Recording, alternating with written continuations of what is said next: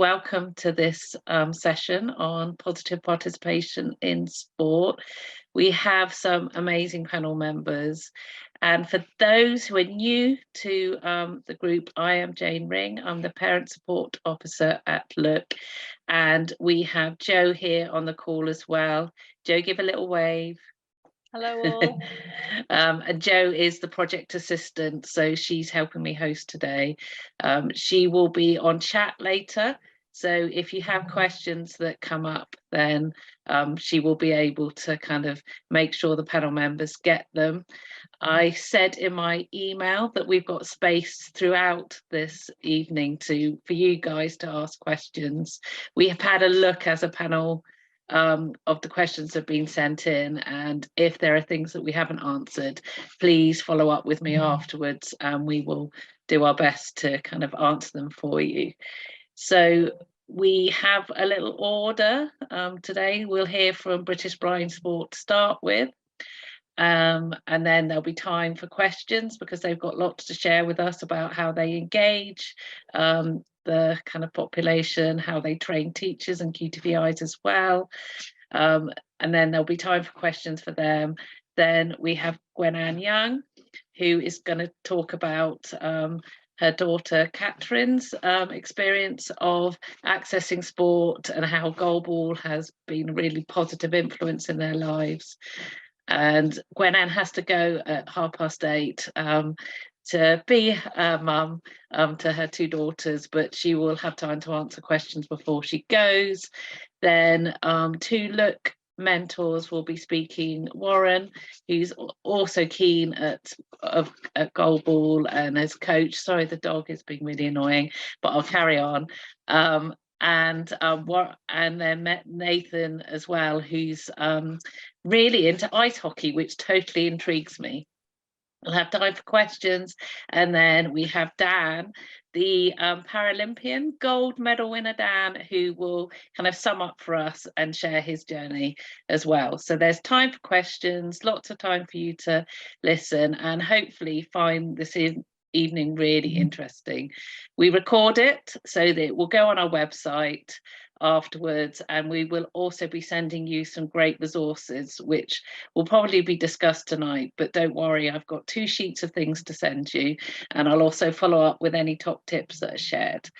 So that's my bit over, I think. Yeah, you've all got your cameras off. That's brilliant. Don't forget to use chat, and then when it comes to questions, feel free to turn your camera on if you're brave enough, or otherwise ask in chat and Jo will say for you.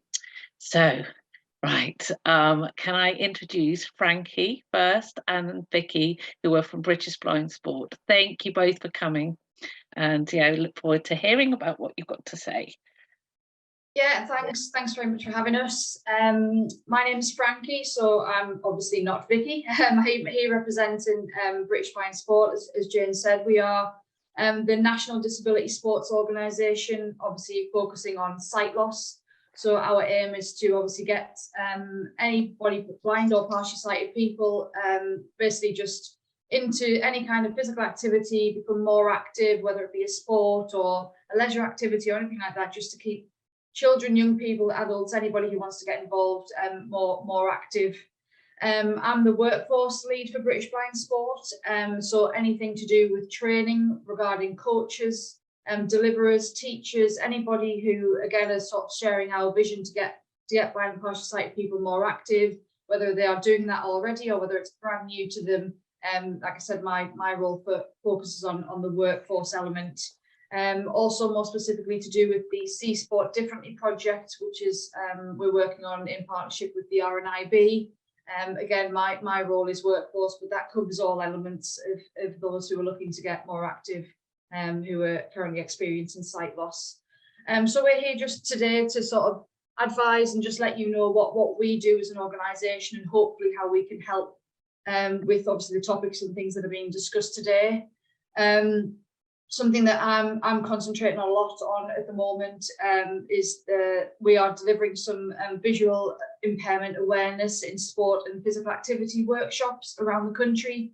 They are aimed at anybody who wants to come basically, but we've had a lot of interest from teachers, coaches who are doing sort of anything sort of after school activity or clubs outside of a school environment, PE teachers, QTVIs, anybody who wants to come and sort of upskill themselves and gain the knowledge, but most of all the confidence to be able to make their sessions, whatever that might be, lessons, classes, clubs or whatever, more inclusive.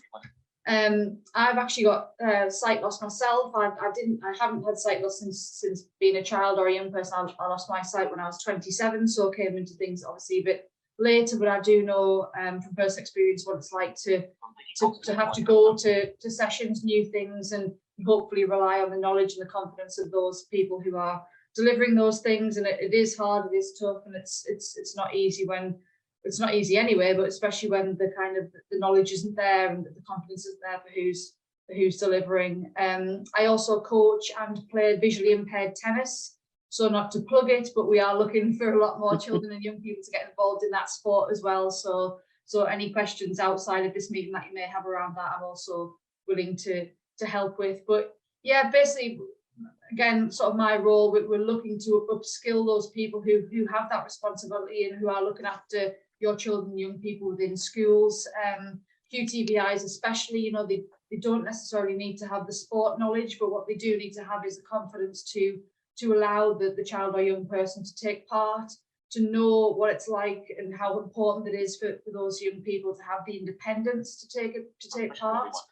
I'm sure you all know that, you know, some schools and some people are very reluctant to let the kids get stuck in, if you like. You know, it's a tough environment. They'll be apprehensive. Obviously, parents can be as well for the safety of their child or young person. It's really hard to sort of cross that line into letting them have that freedom. But hopefully, that's where we can help and we can come in. Obviously, like I said, improving the confidence, if nothing else, of those who are delivering.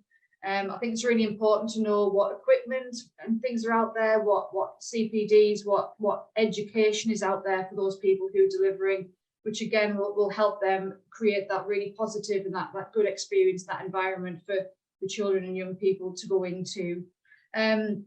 My colleague will explain a few things that we have on our website and things like that to help you guys, but from a workforce point of view, that people can access, we do have a lot of educational resources along, which basically describe the ins and outs of most sports. We have one for a lot of different sports on our website. That goes through sight loss awareness, it goes through top tips, confidence enhancers, things like that, and also the rules and how to play or how to take part in those sports. So they are free to access for whoever might want to access them, whether it's you or the schools or whatever it might be that the people that you might think need to sort of give those a look over. Fantastic. We also have coaching people with visual impairment e-learns on there, which again is massively there to enhance confidence and skills in how to make sessions inclusive, because obviously we're not looking to just have that impairment specific session. We want everybody to be able to take part in PE, whatever it might be. That inclusion sort of word and that model is imperative for us. And we see too much sort of separation and segregation within schools and things like that, where people don't think children are it's safe for them to take part, or people don't know how to include them and things like that. So those kind of resources we have are really good and really accessible as well on our website. Just they're there for everybody to use and to spread that awareness and knowledge. Also, the national governing bodies of the different sports can also provide a lot of information around, again, that inclusive equipment, those skills, those drills we can embed into our PE lessons, sessions. There's a lot of ideas out there. There's a lot of different warm-ups, activities, things like that will line up with the national curriculum and hopefully get those children and young people involved as much as they possibly can to join in with other kids, their peers, and get their fundamental movement skills and those skills in general up to the same level as everybody else who's taken part in the classes. I'll hand over quickly to Vicky, who will just explain a bit from a participation point of view as to what British Blind Sport can offer as well. Also, again, just to enhance the knowledge for yourselves and the awareness of what's going on possibly in your local area and what we can do to help. Yeah, thanks. That's great. Sorry. Sorry, Jane. Just jumped in. There is already questions flooding in, which is brilliant. So yeah, over to you, Vicky. Yeah, I can see the questions. I don't know if Frankie might want to have a listen to them and see if she can maybe jump in. There is a few that she can possibly help with at the end. But yeah, just to kind of go off what Frankie's saying, obviously her role and her impact is looking for more of teachers and coaches and things like that. I'm the participation officer at British Blind Sport, so I'm trying to work a little bit more on the ground, trying just to get as many people trying different sports from up and down the country as possible. So obviously we understand your frustrations with perhaps not being able to find anywhere local to you that offers sessions for your children or anyone you know that have a visual impairment or VI. And we're doing as much as possible to kind of grow that and make as many opportunities available as possible. So I suppose we have a two-pronged approach. I'll go over what resources we just have available day in, day out first. So on our website, as kind of Jane and Frankie have noted a little bit, we do have an activity finder. So this is a link that is in the resources that hopefully you guys are going to get available to you after. So that activity finder, you can pop your postcode in, and any sporting club, session or NGBs, things like that, that have sessions available for any kind of VI participation, whether that is purely just from a blind and visually impaired session specifically, or whether it is an all able-bodied kind of session that they are saying that they are inclusive, they can all be listed on that activity finder. I'm going to say that our website is due to be updated, but fingers crossed it'll be even bigger and better when it has been. So hopefully that if that link doesn't work within kind of the next 3 months or so, it'll be super easy to find on our new website. The only issue we do have with that, some NGBs and sports out there don't actually put their sessions on that. We are limited by who comes available and who kind of pitches up and puts that on that activity finder. So you can always kind of contact our helpline. We also have a lot of links, and we know of sessions as well going on up and down the country. So we have a helpline that run on the phone all the time, who are always willing to pick up and answer any specific questions you have about in the area. Our top tips for that as well would be just contact any big local sports, I suppose, and just say and ask specifically yourself. And again, national governing bodies. So if it's tennis or anything like that you specifically want to try, contact them directly, and they'll also signpost you as well, which is also great. Any other kind of resources on our website you can find. I said we have like a two-pronged approach. So like as Frankie said, we're not just looking at sports, we also try and just get people active. So we have an active at home program. This has come about since COVID. So there's plenty of recordings of general movement and physical activity, obviously not sport specific, but this might be a little bit of a stepping stone to getting active before actually joining a session. So we have things like HIIT, Pilates, seated yoga, things like that, that are all recorded that you can follow along to as if it were in the comfort of your own home. So if it's a little bit of a barrier of actually just getting active in the first place and gaining some confidence, then you can use that as a platform to build off as well. We are in the process of relaunching that as well, since we are now post-COVID a little bit, to see how we can utilize that more out of that kind of lockdown situation, to be able to provide more opportunities. I think there was a few questions come through in terms of one-on-one coaching and things like that. We have some good partnerships. We have some good online personal trainers that specifically work with people with vision impairment or any actual disability that will adapt and work very well with individuals and specialize in that area. So that's also kind of a great link to go down if a sport specific route isn't quite comfortable yet. And then our other approach is obviously sport specific. So my role is to run as many what we call have a go days up and down the country. So we'll pick locations where obviously there's a demand and obviously where there is a few different sporting sessions that are already available to blind and VI participants. So we can again bridge that gap in terms of having a go, giving a variety of sports that go in one day, and it kind of take the pressure off a little bit, have loads of fun, and then after that day to be able to then say, well, your local club for this sport is X, Y, and Z. So we try and get between 8 and 10 in a year, as well as then also trying to find some cool sports as well in terms of sport specific. So this year I'm actually just in the process of signing off a water ski event day down in Staines in London with a company called Access Adventures. They've been amazing. I know someone also asked a question about VI skiing. That particular company also do access skiing, so they run events. They take you off to Val d'Isère and things like that, and they actually facilitate that as well. Of course, there are loads of snow domes up and down the country that also cater for VI skiing. Just whoever asks that question, hopefully we can signpost you in that direction.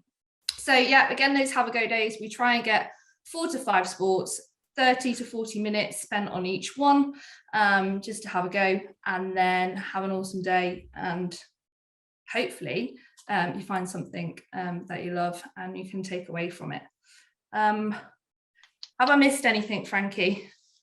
Your mic, No, I don't think so. Apologies, obviously, because I can't see the chats that are popping up. I'm trying to mute myself all the time so it doesn't read them all out really loud while you're talking. But no, I don't think so. I think the overarching thing is our website does contain a lot of information that you can sort of click on and also get signposted to those companies or those NGVs that Vicky's mentioned, and to those have a go days, find out which sports are there for you. If it's something local to you, we need to be able to signpost you a session. It's pointless us recommending you do whatever it is we recommend and then having nothing in your area. So we try our best to link the coach education with the experiences, and then with the chance to be able to follow on from there. So yeah, hopefully if you can get access to our website and things, you will be able to find some useful stuff on there. We'll share all the resources. There are quite a few questions coming in which Joe can point out, but the one I saw particularly for you, Vicky, is, are there any more taster days planned? Yes, so I'm gonna let you in on a little secret. This is actually I'm just coming to my first month in post, so we are running a little bit behind this year, but this is literally what I'm focusing on at the moment. We have locations signposted, I just don't have venues and dates absolutely slotted in. As soon as they are, I will make sure that they go out to Jane and they come straight to you guys. I suppose she can deliver those out. In terms of locations that I've got, if you guys want to know that, because they are in stone, I have got Coventry, Cambridge, Brighton, Glasgow, Preston, Middlesbrough, and then the water ski is in Staines to London, and again Access Adventures is in Staines near Heathrow. So obviously if you're in any of those locations, let Jane know as well, perhaps, and she can give me a shove. But I want to get these set in stone very, very quickly, just so obviously we give you guys as much opportunity as possible to come and take part, I suppose. Can I just draw attention to this one in the chat, Jane? How closely do British Blind Sport work with deaf sport organisations for people who are deaf-blind? Would you mind just saying that again? Sorry, my screen reader talked all the way over the top of you because I read a chat out. Sorry about that. Okay, no problem. Yeah, how closely do British Blind Sport work with deaf sport organisations for people who are deaf-blind? We do try and link up, especially through resource and through events and things like that. Obviously, we do try and keep those networks close. We're aware of each other's sort of strategies and what the aims and things like that are, sort of year by year. if we can work together, we do try, and we attend sort of each other's events, because as we are aware, you know, there's not always just one impairment or one disability at a lot of the things that we do. So we are very much aware of what each NDSO is doing, and we do try and work together, like I said, regarding resources and what we do have to offer. A lot of things do depend on, again, just locations of things, and you know, the kind of the demand and the connections that are happening in different areas. I echo what this the question person says, because as a mum of a deafblind girl, things like goalball can be particularly tricky, and we did do a taste today. I was so delighted we had a local the goalball kind of tried to set up in Exeter, and it was just really hard for her because she just, there was no way she could hear the ball, so it became scary. So yeah, it's just always worth thinking about. There must be ways around it, but yeah, I think a lot of the things we need to kind of concentrate. I think a lot of the thing it depends on as well is actually who's delivering it. You know, it goes down to a lot of things. Do those people who are actually delivering it have the knowledge to do that? What, you know, it's one thing saying, you know, UK Deaf Sport or British Blind Sport, but obviously it's not us who deliver some things. You know, we rely on, you know, NGBs, we rely on sports venues or sessions or whatever it might be to be confident in delivering those things. And I think that's a big barrier in itself. You know, when Vicky was mentioning about have a go days, you know, we'd love to just like get them organised within 5 minutes and slot them in, but we need to be confident that the people who are talking about those sports, delivering those sports or those activities, are actually, without sounding rude, good at what they do as well, because we really need to rely on those positive and those welcoming and those comfortable experiences for the participants. Otherwise you've lost them before you've even tried. So it is a tough one. I know from a workforce point of view, my bugbear is people delivering things, giving it a go, but somehow not having that knowledge as well. It's a major thing is confidence, but I think the knowledge also comes into it as well. thank you. Just another question as well, Frankie. Does the activity finder include anything that's suitable if a child has a multiple disability? Yes, I mean, we like to have everything as one sort of under inclusion, but again, it's one of those all welcome situations, but it's more down to the session or the person who's running it, obviously, who can facilitate for having one or more disabilities or impairments or whatever that might be. We welcome all activities, like Vicky said, but once you get to that activity, that would depend on who it is that delivers. I'd like to hope so. But again, that's where the club, the session or the deliverer comes in. Brilliant, thank you. You'll be pleased to know, Frankie, there's been a few comments about young people who are getting into VI tennis, but they can't find anywhere near them to play with. So if you see what I mean. So there was a family from Plymouth and also a family in Cambridgeshire. So they both have their young people enjoy VI tennis, but don't know, can't find someone to have games with. Yeah, I think it depends obviously on the level of vision, but also, you know, having the right equipment and things as well. We have, you know, there's different audible balls, sound balls you can use, or even just the mini tennis balls that I used in non-disability tennis, but they're just lower compression, so they're just that bit slower and everything. Again, the LTA provide a lot of information around VI tennis, especially for children and young people, and also they have kind of a session finder as well. So again, just you can get the correct balls, make sure you're using the right size equipment, things like that. And to be honest, the sound ball is absolutely brilliant. It's when you come to sort of younger children and stuff, they absolutely love it because it makes a noise, whether they've got sight loss or not. It's just a more fun bit of equipment. So again, it's just pushing people to join in and realizing that it's actually just tennis, same stuff, just the ball makes a noise.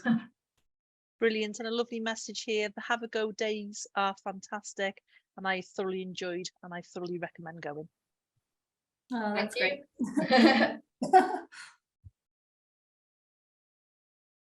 Are you scrolling through, Joe? I am. I'm just seeing if there's anything that we haven't really covered. There's one about classification. Let's have a look. Oh, classification. Getting into ophthalmologist is an issue. with long wait lists, how long can you be provisional? To be honest, you don't actually, to gain a site classification, for those who aren't aware, if you want to get involved just in sport, like, or physical activity, like recreationally, and the decision is made that, oh, I'm going to go to a session now and I want to know kind of a site category. It's all sports classifications are divided into categories. It basically just levels the playing field for those who are taking part. So, for example, we have sort of B1 to B5. I'm actually a B2. So when I'm classified, it just means I can play against people who are in the same category at different levels in sport. Places like Vision Express and things like that actually do the relevant tests for site classification. Doesn't always have to be done specifically through a hospital or ophthalmologist. I know for a fact when I've been classified, I've just gone to sort of your regular kind of opticians. If you just take the form in that you can download from the BBS website, they will be able to let you know if they have the right machinery and equipment to test for those particular tests. It takes visual acuity and visual field into consideration. So sometimes you might not need to go to an actual hospital if that's where the waiting times were being referred to. Brilliant, thank you. And actually people have been answering questions themselves. So there was a question about football coaches in South Manchester, and actually one of our members said that Man City do. So yeah, so there's some good conversations happening in chat as well, which is encouraging. Everybody, I will be sending, we've got the resources ready to send after the session, and we'll just add to them as well. So feel free to share things that you know about as well during this session. Joe, I think 2 more messages have come in. Gosh, there's lots of messages. I know. Like, oh, let's have a look. Another one on classification. My daughter was going for international classification, needs registered in the UK as SSI. We are originally from Australia. What else we can find? Yeah, what about people with CVI? Do you know, is there, how do British Blind Sport manage that? So when it's cortical visual impairment. Well, British Blind Sport, what they do is, if you're talking about classification, they just receive sort of the information back from when the testing is being done. So they go to that information will come to our classifiers, and then it's deemed through those. So our registered ophthalmologists and classifiers will sort of take all of that into consideration. But it all depends on when the tests are done, if they are deemed sort of within our classification system. Obviously it's a bit of a minefield because everybody's sight loss is different, but we obviously try our best to categorize and classify people, and if not, obviously we can be contacted off the back of that to see if there is any other sort of option or solution within the sport. Sometimes the sports themselves have their own classification, so we can do sort of the minimum. But if you're talking international classification, for example, the World Blind Games are happening this year in Birmingham. Don't know if anybody knows about it, but every athlete is internationally classified, and those tests are a little bit more specific. So the BBS classification kind of goes out the window when it comes to international classification because they're all retested. Brilliant, thank you. So I think people have stopped writing in the chat, but Frankie and Vicky are going to continue being here throughout this call. So, if you think of anything else, and other things might come up during our discussions, but thank you both from us. It's really great to have you here, and hopefully we can just continue working in partnership. But yeah, we might call on you later to share your top tips. But thank you. A last minute plug as well in terms of classification as well. If you jump onto our website, if you guys obviously are not members of BBS, just try and jump onto our membership base as well. You can contact us, we can contact you. You get our newsletters or our e-letters. So anything we have going on will get sent out to you directly. So of course, kind of those have a go days and things like that in areas, they get sent out, so you know exactly what's going on. Any additional days we put on, in terms of like water skiing, any other have a go days that are specific to specific sports. I think there is actually technically one with VI shooting coming up as well. Anything like that, you'll get all of that out there. And also over 18s, I believe at the moment, are still getting that classification through that membership as well. So jump on. Thank you. Sorry, last minute plug. No, that's great. Thank you. So everyone sign up, go to the website, become members. Thank you. Brilliant. Thank you. So now we go to Gwen-Anne, who is a member of the parent support group in her own right and has a visual impairment, and you support your daughter, Catherine, don't you, as well? So I shall let you tell your story, Gwen-Anne. Oh, okay. Yeah, hello everyone. So yeah, my daughter Catherine is almost 16 next week actually. Not sure if she's that sweet, but hopefully she will be.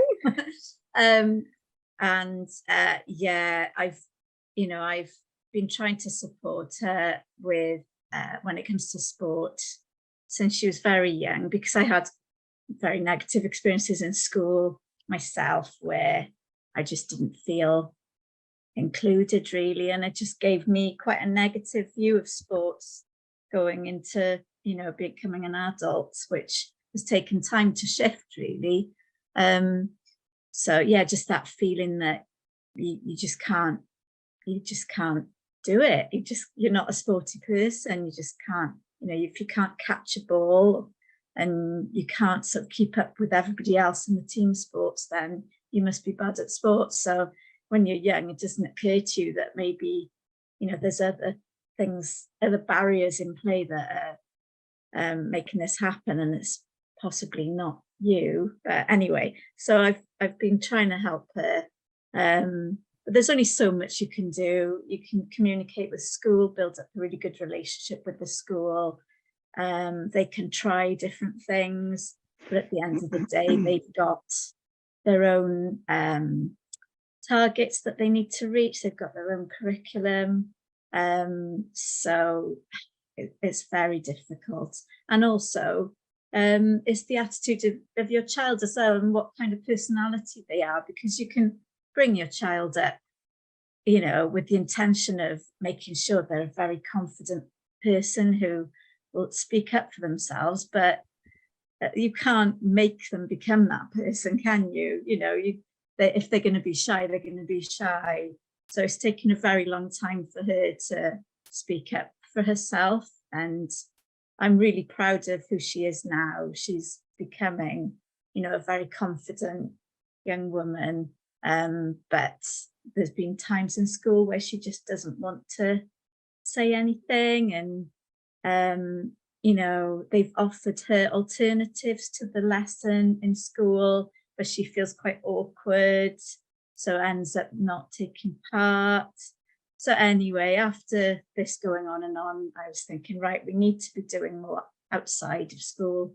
We've done all we can really with trying to push for inclusivity, which is sort of happens some of the time, but not all of the time. I want to make sure she grows up, feeling positive about being fit and healthy. So yeah, we started going to anything that we could find out about. If there was a have a go day, in Wales they do in sport days, which is similar, where there's just lots of different things to try, and yeah, you have a go. So she enjoyed lots of different things, but we ended up really being impressed by goalball, and partly because the person who was leading the session was just so charismatic. We just really clicked with her straight away. And so, yeah, ever since then, we've been hooked, really, both of us. And we were talking earlier, actually, the panel were talking earlier about getting involved yourself as a parent with what your child's doing. And yeah, I just went for it as well. I really loved goalball too. So we both started participating. And then I got sort of drawn into being more involved in the club to try and make sure that sessions were happening, really, because I could see that they needed a bit of help to actually keep the club going. So I got quite involved in the committee, ended up being co-chair, and pretty much being the person who organises most of the sessions. I'm doing a bit of fundraising now as well, but I felt like I've had to do that for my daughter, but also because I've become, I really love goalball now too, and we've played in tournaments together. I mean, it's a brilliant feeling playing side by side with your children in a team. So yeah, and I don't know, I was going to say, I don't know, but there might be people here who don't actually know what goalball is, and it might be worth, I don't know, me and Warren explaining a bit about goalball. Do you think, Jane? Yeah, definitely. Yeah. So, I mean, some people will have tried it, but I know that I hadn't heard of it until, not that long ago, really, when we tried the Have a Go Day. So you have a team of 3, and those 3 people have to defend a very, very wide goal, which is 9 meters long. They have to defend using their bodies, and then when the ball is caught, they shoot that ball back to the other side. So everybody has to wear eye shades so that it's a completely level playing field. The ball has got a bell in it. So yeah, you're basically up shooting, down on the floor, up and down all the time. So even though you're not moving around very much, everyone's got their area, and it's a tactile court. So you know where you are by touching string, which is taped to the floor. It's very, very quite physical because you're always moving up and down all the time. And when you see the elite players playing, it's just incredibly fast. The speed of the ball itself is hard, so it's amazing at that level. But then at a beginner's level, a novice level, it's a much more sort of fun game, a bit, anyone can really take part. And we have 7-year-olds playing, and then we've got people in their 50s, and I think we've had someone in their 60s playing as well, and they can play side by side. And yeah, it's just really fun. I don't know, Warren, have I said everything? I'm trying to remember. I think you nailed it, Gwenanne. I think you absolutely nailed it. Yeah. Yeah, just smile from ear to ear. I think that the last point you made about the inclusivity of the sport, with the levels you can play at, I think that's a really important one. So yeah. Yeah, and it's fantastic to see, and also families as well, because we often get VI children coming along with their siblings, and they're so thrilled that they're able to play something together as a team sport. It's so lovely to see, and for that, and also for the blind sibling to feel like they've got one up on their sighted brother or sister, because they, quite often it's quite scary sometimes to put an eye shade on and be completely, no sight whatsoever for someone who's very used to having, all of their sight. And yeah, the blind siblings normally quite relish that sort of feeling that they're like, right, I'm going to do better at this than you are. So but yeah, it's a real family feel, and also that in the tournaments and things, Warren, as well, isn't it? 'Cause it's a sport. There's clubs all over the UK, and we have really regular tournaments, and it's the nicest. They're the nicest group of people, and it's a real family feel, and everybody's so friendly, aren't they? Totally, yeah, no, totally. Yeah. That was what drew me to it. The community feel of the sport, the way that all the teams mix with each other and mingle. I just wanted to add to the point you were making there about the fact that it's played with shades on, and siblings can play with each other regardless of their level of sight. I went into a primary school, and one of the players at our local club in Cambridge was at the primary school, and you could see he was just standing so proud, and he was able to be the top of the class in this PE session playing goalball with his peers, and you could visibly see the confidence that gave him. He was glowing. It was just so good to see, and I think that's one of the things that goalball can offer, is the ability for people to play with their friends and their siblings and their peers. I think it's fantastic. Yeah. And I think for my daughter, I know goalball has really sort of been a life changer for her.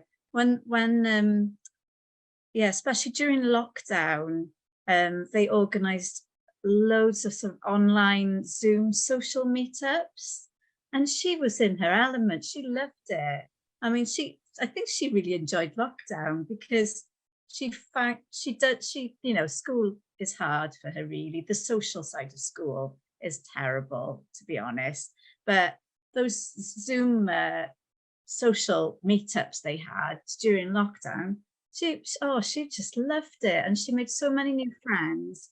And since then, they've had lots of camps, so they organised quite a lot of camps for young people through Goalball UK, and when they get together, oh my gosh, they're different. They're the best they can be. They're brilliant. They're so confident and happy, and like a child should be, but she doesn't feel like she can be that person when she's in school. But when she's with her goalball mates, it's just fantastic to see, and I'm so proud of her. But yeah, so hopefully she'll keep on going, and I mean, she's got dreams of carrying on with it and going as far as she can.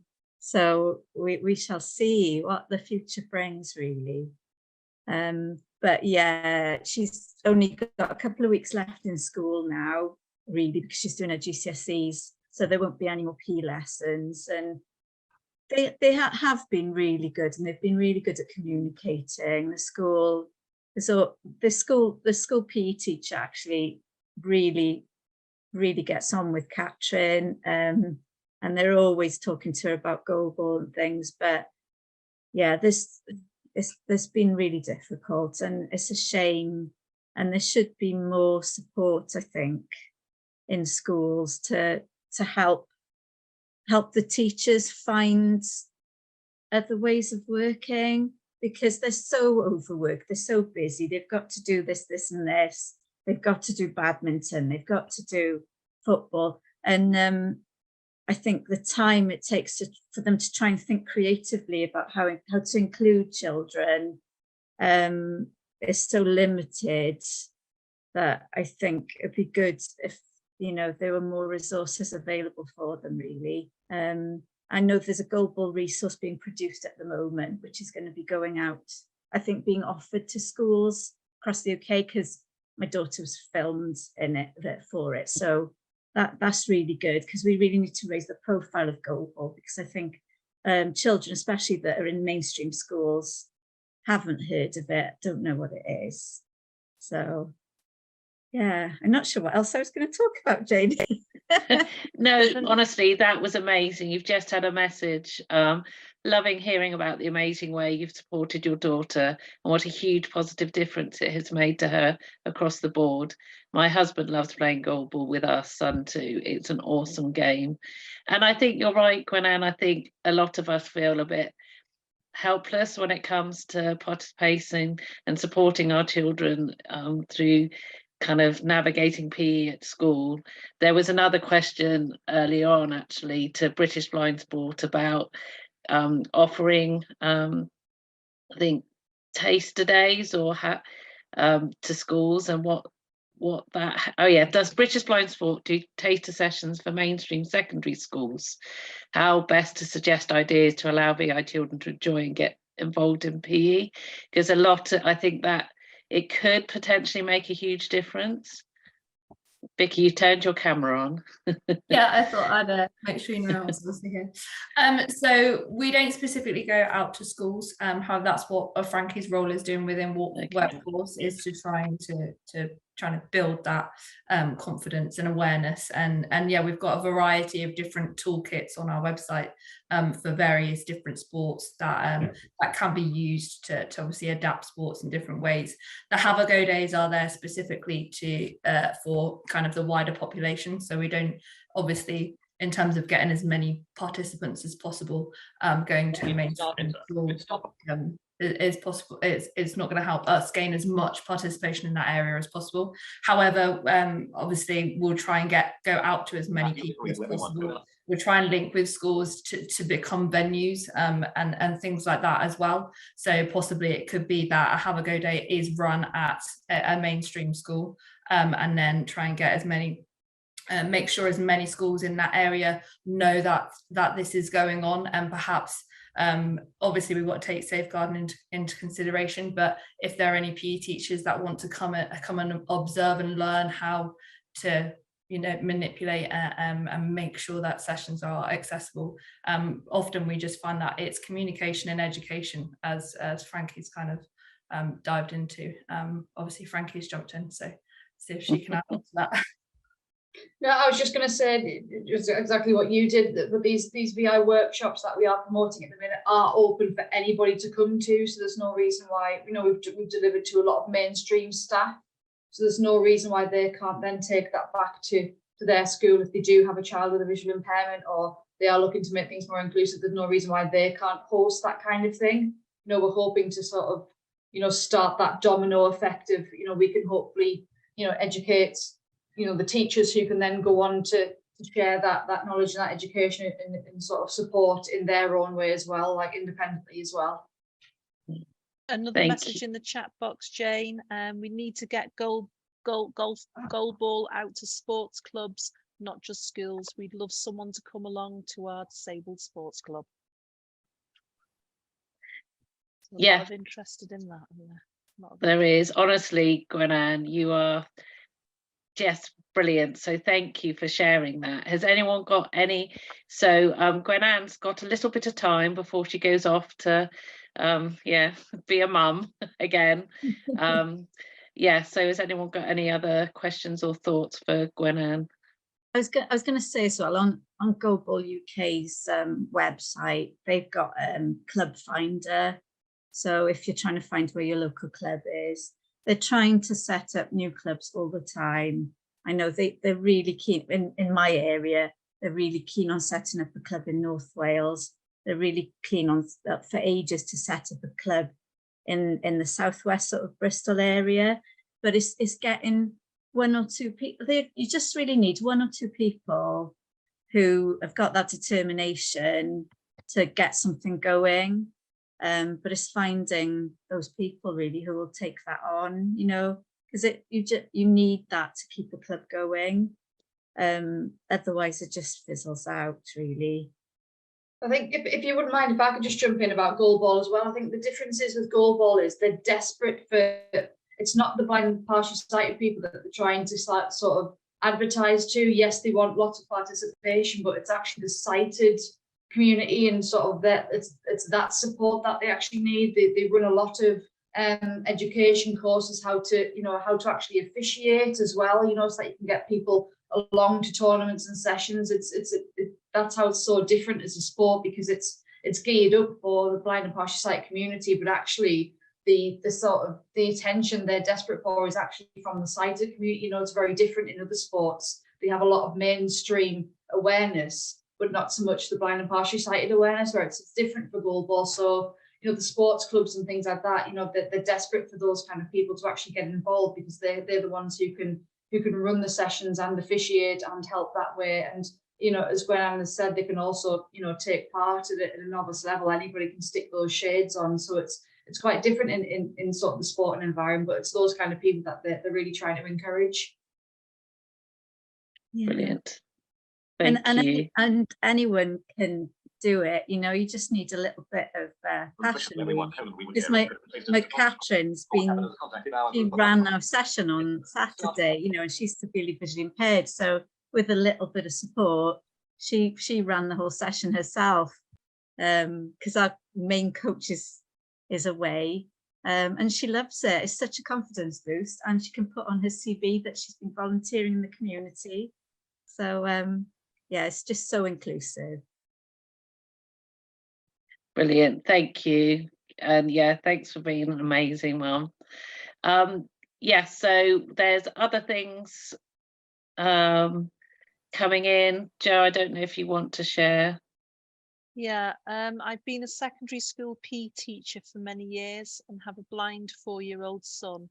I'm keen to get my son into sport for VI children. It's my understanding most clubs start at 5 years old. Is there any advice in terms of how I can progress his skills for ball games? Well, I don't know if you can answer that, Gwen-Anne, but one of the panel members might be able to. I can jump in if you want.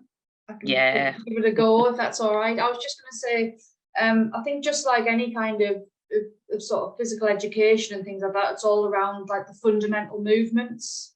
You know, we would never take a child who didn't have a disability and expect them to just be able to hit a tennis ball, be able to throw a goal ball, be able to kick a football. It's all around, you know, sort of the fundamental movement side of things, getting those basic skills embedded. You know, we see there's a big difference, I certainly see as a coach, for those who have had those skills from a young age and those who are just learning them as an adult. You know, there's a massive sort of barrier there if you haven't had those skills originally. So I would just say anything you can do, even around it at home, you know, it doesn't have to be an official kind of session or anything like that. Throwing a pair of rolled up socks into a washing basket, you know, encourages how to kind of throw. And, you know, there's lots of things, like I said, you can do at home, make certain things sort of audible so that they know where targets are. They get to used to that sort of spatial awareness and things like that. But some sports do kind of do a TOTS session and things like that. And there's no reason why they definitely can't be inclusive, because a lot of those sessions you aren't even using equipment and things, you know, you're just using fun sort of things that can be made audible, lots of contrasting colours to keep children, and especially the TOTS age, engaged. So whether it's at home or, you know, at a local sort of fun session that's there for little ones anyway, they've got even less excuse to not be inclusive, really, because they tend to be the more fun, engaging sessions anyway. Brilliant, thank you. Now, Gwen-Anne, have you got any other advice before you leave us? Thank you so much for coming. Oh, that's lovely. Yeah, like I was just going to reiterate the whole thing of getting stuck in yourselves. If you want something to happen, you might have to make it happen yourself. So being prepared to do that, and it often doesn't take that much to get something going. You just need a venue, a date, and a Facebook account. Get people going. The other thing was to, you know, do your best to make sure your child knows that they can do anything, and build up their confidence. Anything you can do to try and build that confidence up, but to realize that, you know, it does depend on the personality of the child, and but they will get there eventually. But some children take a bit longer because, you know, it takes a while for them to accept that they need to be speaking up. And yeah, sometimes it's not until they're sort of nearly an adult that they're sort of happy in their own skin, really, because it's very difficult, you know, all the barriers you have to put up with. It's very difficult to speak up, but that's when we have to come in and speak up for them, I think. Yeah, absolutely. And now Catherine is speaking up and going to see what RNC is like, which is actually really exciting, isn't it? Very. Brilliant. Thank you so much. Have a really good rest of your evening, and thank you for joining us. Thanks. Oh, you're a star. So Warren, you can carry on your because you're heavily involved in goalball, aren't you? So you're going to talk about goalball and your other ways into sport, and then we're going to hear from Nathan, who has set up British Blind ice hockey and is kind of trying to get as many young people involved in that as well. So Warren, over to you. That's right. Thanks very much. Evening, everyone. So yeah, I'm going to speak a little bit about my experiences of getting into sport and physical activity. And I think the areas that might be most relevant would be maybe my experience of getting into coaching sport, in particular coaching goalball. And I guess talking about the things that I've gained from playing sport that are not necessarily the obvious, not necessarily the physical things, the physical benefits of playing sport, but the mental side of it, the teamwork aspect of playing sport as well. I think it's worth starting off by saying, that I haven't always been visually impaired. I lost my sight when I was 19, so I didn't grow up with my visual impairment. And I think it's fair to say that before I lost my sight, I wasn't I wouldn't consider myself sporty, at least. I didn't take part in many competitive team sports growing up. And I cycled a lot. I kept fit, so I did things like free weights at home, and occasionally kicked the ball with some friends, but nothing too serious really. I was mainly someone who would spend far too much indoors playing video games, and that was my sort of relationship with sport really. However, after losing my sight, it was about 3 years after losing my sight, I was at university and I wanted to get into trying playing sport. And I wanted to try things out with a visual impairment and see how they work really. And there was a local taster day held by the local city council. So I'm based in Cambridge, and it was a pan disability sports taster day. So there were a few climbing walls there. There were a few sort of sound footballs, and there were a few goal balls as well. So I tried all these things out and found them a lot of fun. And eventually wanted to try and set up a local sports team. And I think the point that Gwen was just making around, sometimes you need to take things into your own hands sort of really shines through here, I think, because what I wanted to do was set up a local blind football team in Cambridge, because I thought that's a sport I'm familiar with. It's something I follow. It's something I enjoy as a fan, at least. So I got lots of, the relevant sort of partner organisations together. The local authority. I got the local society involved, the local football team, a few blind footballers together. I tried to get the right people together to see how we might be able to take this forward, but nothing really came about of this. I was at university, I had a lot of other things going on aside from trying to set up a sports club. And eventually it was the local city council in Cambridge who put on some regular taster sessions for goalball that sort of spurred us on to get involved with goalball. And it was myself and a few others, we got really hooked on the sport.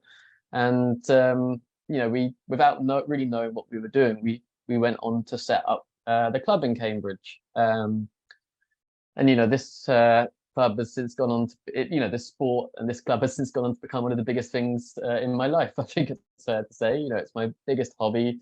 I've gone on to play goalball at all levels within the UK. So, elite level, intermediate, novice.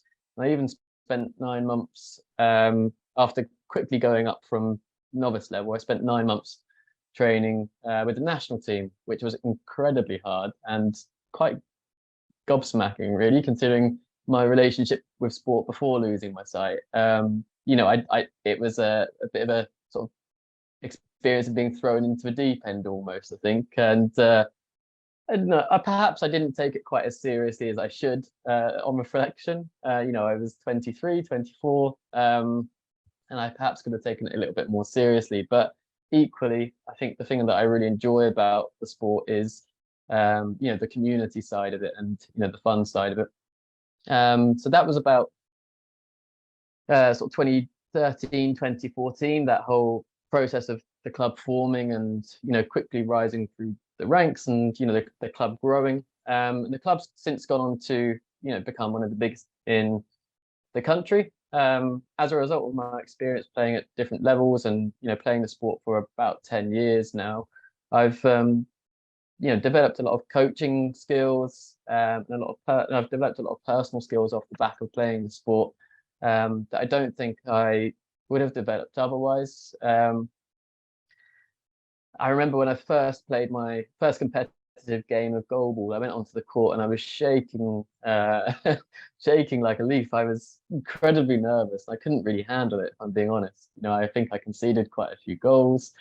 And certainly one thing I've learned over the years is how to manage my nerves, manage the adrenaline, and I guess get myself in, know what I need to do in order to be able to perform at the highest level that I can. So, managing my mental side of the game has become really important for me in order to get myself focused. As Gwenanne was explaining, the goal's 9 meters wide, the same width for the court. So if you make one mistake, you're likely to concede a goal. So, it's really important to have that mental focus.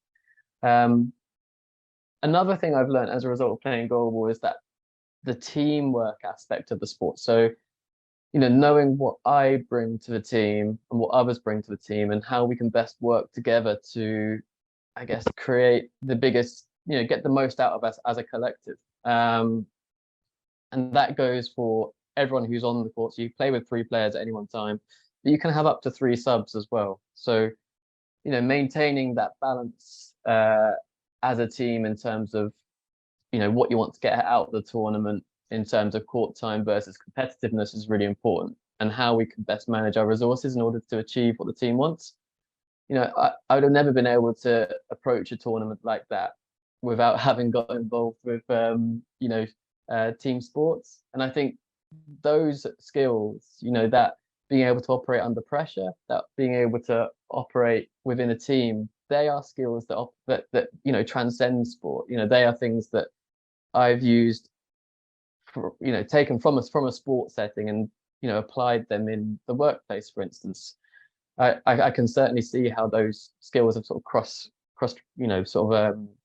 transferred, if you like, from one to another.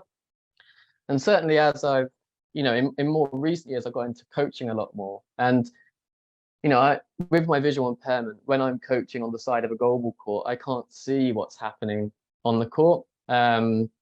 Part of the reason why we all wear blue is because it's the color that I see best. So when we were forming the club, we thought that would be a good idea. But still, I can't really see anything on the court. So when I'm coaching a team, in order to get the best out of them, I've had to develop my skills in terms of, I guess, that's sort of the people skills involved with coaching, in order to make sure that my players are, mentally prepared. Like I was describing about myself, one of the first things I learned playing goalball was, the ability to be able to prepare myself mentally to compete.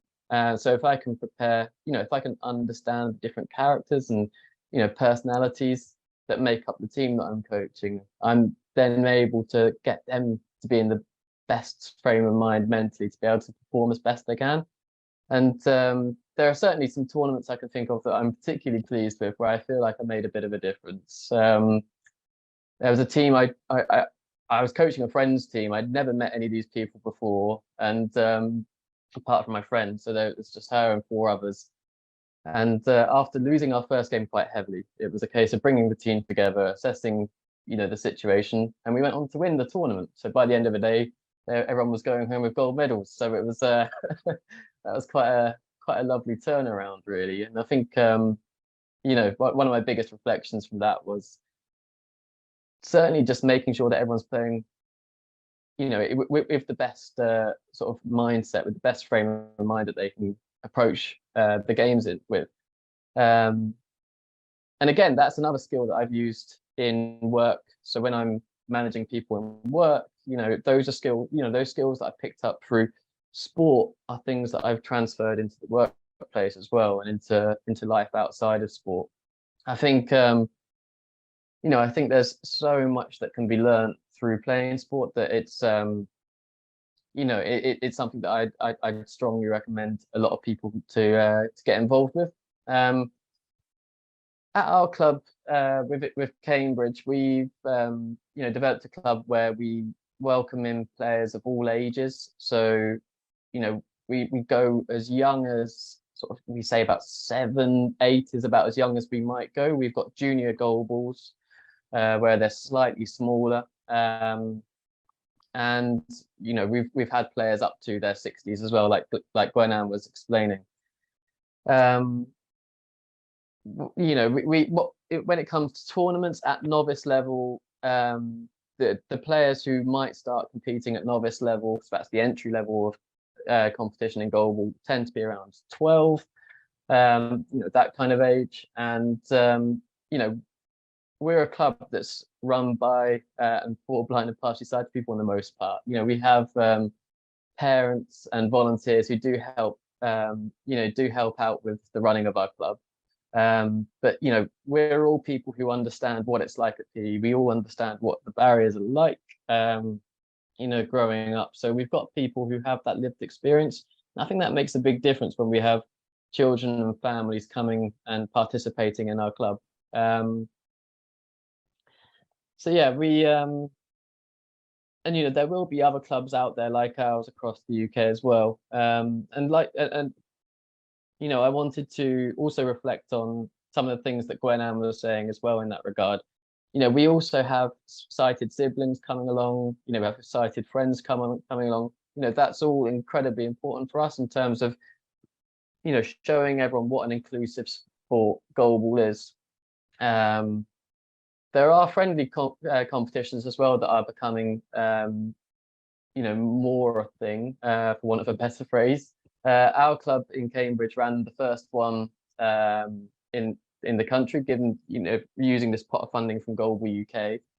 And the idea of this friendly tournament was to make it so that it was aimed at such a level so that people with multiple disabilities were able to take part, people who are maybe a bit too young to take part in novice level goalball competition were able to take part in as well. Because a big ethos within our club, as I hope I've explained, is that we want everyone to be able to take part and compete at a level that is, you know, suitable for them. And we feel like we really nailed this with this competition we had. You know, we had people taking part with different motor impairments. So you had people taking part with cerebral palsy. You had people with learning disabilities taking part. You had people with dual sensory loss taking part. And we made sure that the game was adapted if necessary, but not so much to, you know, take it too far. We made it so that it was competitive, so people were able to compete at a level that was suitable for them. And you know, I think if you are able to speak to clubs before you go to a session, or even just go to a session without participating before, you know, you get involved, I think that's a really good way of being able to judge how accessible a club might be. So that's definitely something I would recommend people do before getting involved with something, you know, before committing and, you know, paying for something. Just before I finish, in case anyone's got any questions on any of the other sports, I have taken part in a few other things. So, you know, such as skiing, tandem cycling on roads and track. I've taken part in VI tennis and VI cricket as well. So yeah, there are a few different sports I can talk about to some degree. And yeah, I'm more than happy to take any questions if anyone's got any questions on anything I've just said. Thank you, Warren. Warren and Nathan, who's about to talk as well, are two of our amazing mentors. And for anyone who's new to Look, it's our flagship thing that we run, really, is our mentoring scheme. So young VI children can get matched with mentors who get supported. They share advice and tips about life, and as you can see, inspire parents and carers as well, that their young people do have a future. And it's just such a positive thing. Our mentors give workshops in schools, and yeah, kind of a real shining example of what is possible. Thank you, Warren. Honestly, there is comments. I will get to Nathan, but just about how your friendly competition sounds incredible, and actually, yeah, that opportunity for everybody to be involved sounds wonderful, and very hard work actually for you to organise it, but great. Lots of fun. Yeah, thank you. So we'll talk to Nathan and then we'll take questions from both of you if that's okay. So this is Nathan, another Look mentor. So you're going to talk to us about blind ice hockey, Nathan, which I'm very intrigued by. Right, well, yeah, thanks for introducing me. Yeah, so I'm Nathan. I live in Oxford at the moment, and yeah, like as mentioned, I'm a blind ice hockey player. Just like Warren, actually, I actually began losing my vision at the age of 19. I had actually grown up as a competitive roller hockey player, and kind of dropped out of that when my vision got too bad to see what I was doing. At which point I got into triathlons, but my head was always in roller hockey and ice hockey, so I wouldn't even fully commit to doing other sports. And I just so happened to be when I was about 6 years ago, I started dating my now wife, who was an ice hockey player, and she used this fantastic website to find that blind ice hockey existed. You may have heard of it. It's called Google. Why I never Googled it, I don't know. But what we found was that they were playing it in Canada and America, but nowhere else. So I got in touch. Next thing I knew, I was back in my equipment, flying out to Canada to play. And I was the first European to ever play the sport of blind ice hockey. And since then, it's been a bit of a whirlwind. I've been to Canada 9 times, been to the US twice, and I've recently been to Helsinki to play as well.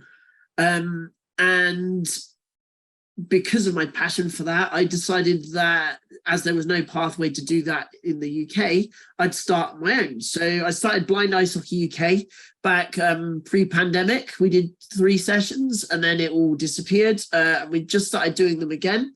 So with the aim that what we do is we get people on the ice to come and have a go at it, and we try and foster any passion they might have to come and join in with other events, and we see where it goes, but it's still very much in its infancy.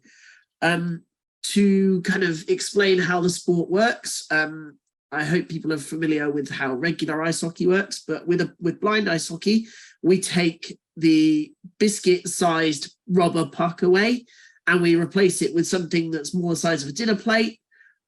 It's made of hollow steel with ball bearings inside it, so it's much bigger and it sounds like a cowbell. So it's much easier to hear, makes a ton of noise, and for those with low vision, they can still see it as well. The players range from, in blind sport terms, B1, B2, B3, so from 10% vision or less. And you do use the vision you have. So the goalies are always B1 and they play everything by sound. But you can have B1 players who play out on the ice as well.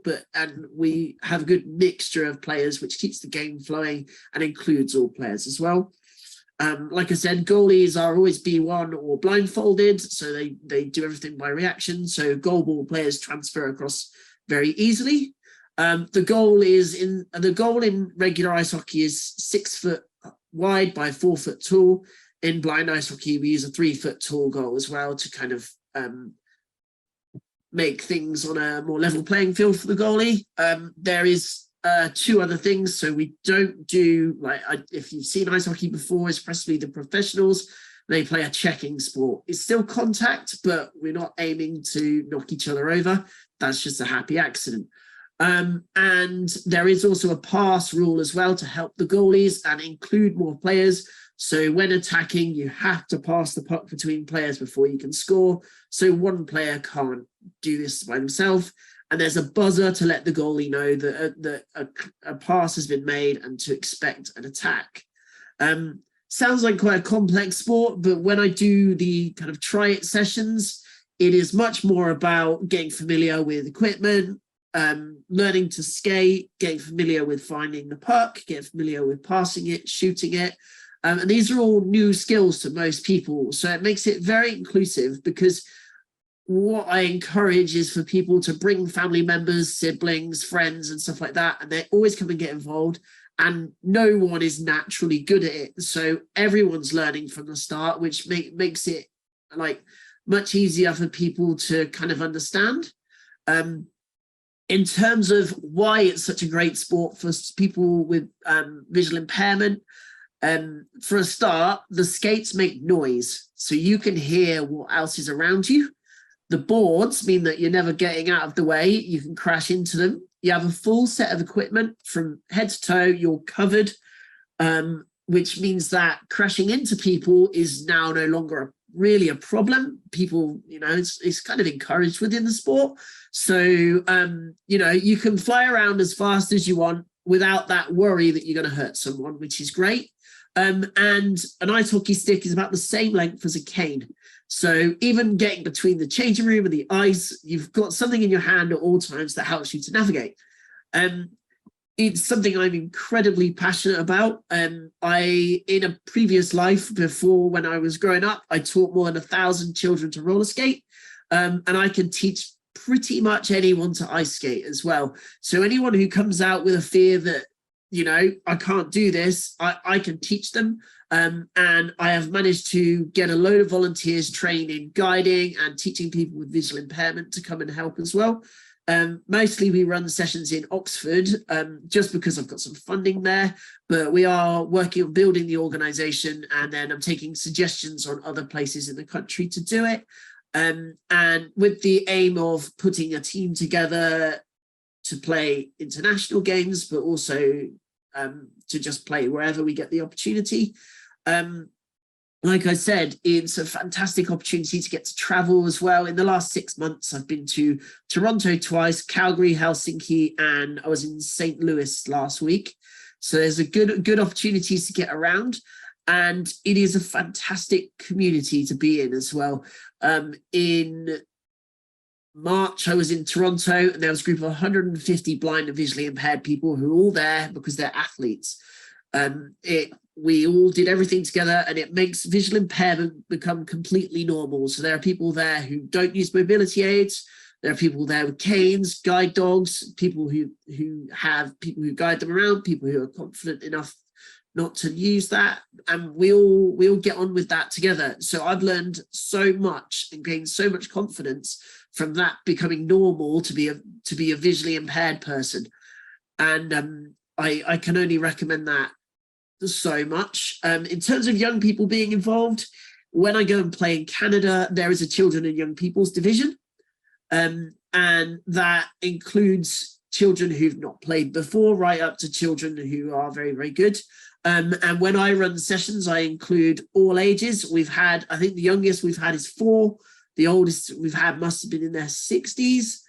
And very happy to have anyone involved. I can get the right size equipment for them and everything. It's actually easier to get children's equipment for them than it is to get adults equipment. And it's just something I'm so passionate about, and I'm very happy to share this experience. Even if people wanted to come and get involved just that wants to just see what it's like, they're very welcome to. And yeah, if there's any questions at all, brilliant. Yeah, it's just something I love so much. Thank you. Yeah, amazing, Nathan, honestly. I think as a parent, sometimes we can worry that maybe can hold our children back because we don't want them to get hurt. But actually, I think if there was one locally, I might encourage Chloe. But someone has said, is it harder though when you've got a hearing impairment? Because do you rely on the sound? It depends. I do play with very high-end players who have dual sensory loss. So it may be well, it is an extra challenge, but the sport has actually worked out ways to do that with people as well. And like on a more beginner level, is something I'm very much happy to have a stab at and see how we get on. I have had people come with dual sensory loss. And just the feeling of having ice skates on the ice is such a different thing to feel, that people get so excited about it. And you learn so much in such a short amount of time, which is quite hard to do as a visually impaired person, to learn quickly, that it is very exciting, and people always come off with so much enthusiasm for it. Brilliant. Someone else has asked, does it cater for those with a learning disability as well? It certainly can. I'm fully inclusive. I have had players come down with learning disabilities. There is a specific section of ice hockey for people with learning disabilities, and I go and train with them on Sundays, actually, in Slough. Like, there is a team near to me, and I go and train because they include me. And actually, the noise of the puck, they think it's fantastic. And because it's just an extra sensory thing for a lot of them. But certainly, yeah, very happy to include anyone who wants to come try. Again, I generally put a volunteer with every new player. So if there are challenges around attention or different things, then there will be a volunteer with them that I would generally select, that would be very helpful. Thank you. I'm aware that it'd be quite good to hear from Dan, but has anyone else got any questions for Warren or Nathan? Can you see anything, Joe, in chat that I've missed? No, I can't. I can see people shared the link for different things. A nice message, need to get my daughter a mentor. Sounds great. Yeah, I know. I recommend that. I love being a mentor. It's great. Yeah, and we will move on, but we are having our BI Inclusive Family Festival in July. So if any of you are interested, it's on the website still. There are tickets available, and our mentors will be there. So it's just an amazing weekend with the family, to meet mentors, to meet other parent carers, and to have a lot of fun. So and you can get glamping tents. So I just thought I'd mention that. So, brilliant. So Dan, you've been listening. Are you okay to introduce yourself? You are a gold Olympic gold medal winning Paralympian champion. But yes, please introduce yourself, and I will be quiet. But you're going to share a bit of your journey and reflect on the session, I think. Yeah, great. I mean, what I've heard from the guys so far has been incredible, and a real insight to the accessibility through sport, which I've benefited from immensely. So a bit about me. So I'm Dan Pembroke. I'm Paralympic champion in 2021 in the Paralympic Games. I'm a visually impaired javelin thrower. I compete in the F13 category, so that's the most cited of 3 different categories in the Paralympics. So you have F and T, so that in athletics, that stands for field, which is all throwing and jumping events. And then T stands for track, okay, and that's all your running events. So with visual impairment, it works from T and F 11, 12, and 13. So 11 would be totally blind, 12 would be severely sight impaired, and then F13 is visual impairment, which I have. So I currently have 10% of my central vision left and a tiny bit around my peripheral. And I have a condition called RP, so retinitis pigmentosa, which is relatively common. It affects 1 in 4,000 people. Yeah, so that's me. I'll tell you now a bit about how I started in athletics and how I discovered my that I had RP. So when I was 6 years old, I went to Moorfields Eye Hospital and found out then. I was with my parents, and they said that I had RP, and there is no known cure, and I would potentially lose my eyesight fully in my mid-20s to my 30s. And my parents were relatively quick to tell me that at a young age, and that might seem quite a daunting thing to tell such a young person. But for me, I think it's one of the things that really saved my perception of how life was going to be. I knew that I didn't have a lot of time left with my eyesight, or usable eyesight in the cases of what the doctors said. So I kind of tacked this with a positive attitude, with help from my parents. And they said, right, okay, well, what are the things you want to do with the eyesight that you have? And I really took this upon me to use my visual impairment as a catalyst to do all the things that I wanted to do before I lost my vision. So it taught me to be very proactive in the things I wanted to do, and be very positive and not waste time with some of the negative things that sometimes visual impairments bring to you.